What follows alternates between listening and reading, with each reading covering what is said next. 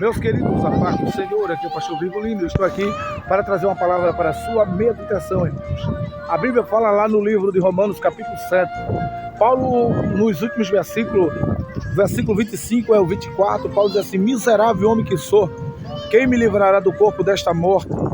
Paulo, ele antes, nos versículos anteriores, ele diz assim que quando ele pensa fazer o bem, o mal já estava feito, visto que o querer estava nele, mas não o efetuar. Paulo, ele começa a dizer que dentro dele há uma luta entre o obedecer à voz de Deus, a vontade de Deus, e obedecer ao desejo da carne.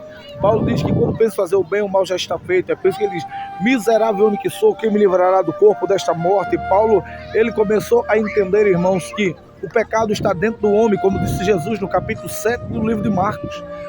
Jesus diz assim, que aquilo que entra não contamina o homem, mas sim aquilo que sai.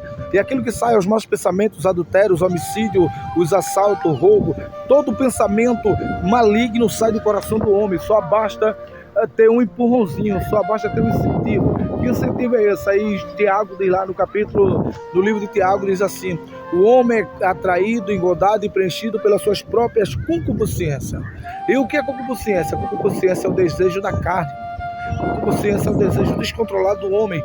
E Paulo, sabendo disso, irmãos, e Tiago afirmando que a concupiscência é o desejo da carne, e Jesus falando que é do coração do homem que sai, aí Paulo entende que dentro dele há uma luta entre fazer a vontade de Deus e não fazer a vontade da carne, mas sempre a vontade humana prevalece, porque nós somos seres humanos, somos nascidos de carne e osso, trazemos a imagem adâmica.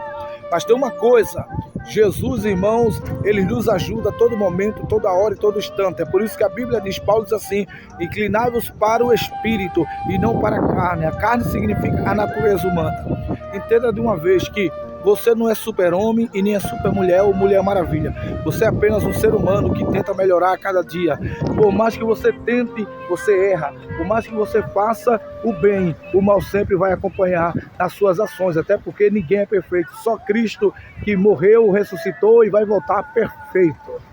Pega a visão: você não é super crente, você não é superman e nem mulher maravilha, você é ser humano igual a Paulo, que Deus levou ao terceiro céu, lá falou coisas inefáveis para o homem ouvir. Paulo viu a glória de Deus, ele teve a revelação da doutrina do Espírito Santo, a doutrina da salvação, mas mesmo assim, lá em Coríntios, Paulo diz: e eu roguei ao Senhor por 3 vezes, e ele disse para mim: Saulo, Saulo, a minha graça te basta. Porque Paulo tinha rogado ao Senhor para que ele se afastasse dele, e ele disse: Saulo, Saulo, a minha graça te basta, Paulo, porque o meu poder se aperfeiçoa na fraqueza de boa vontade. Pastor Virgulino, o que é que o senhor quer falar com isso? É que por mais que a gente tente errar, não errar, por mais que a gente tente não viver errando ou não pecar, mas a sua natureza humana vai sempre fazer você dar um passo errado. Mas não é por isso que você vai abandonar tudo. Lembre-se, Deus está no controle de tudo. E por mais que você erre, a Bíblia diz: filhinho, não pecais, mas se pecar, tem um advogado, Jesus Cristo.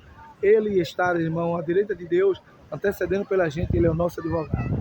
Que Deus assim nos ajude e nos abençoe. Pega a visão: você foi chamado para brilhar, ser a luz do mundo e o sal da terra. Acabou-se. Você não foi chamado para ser perfeito.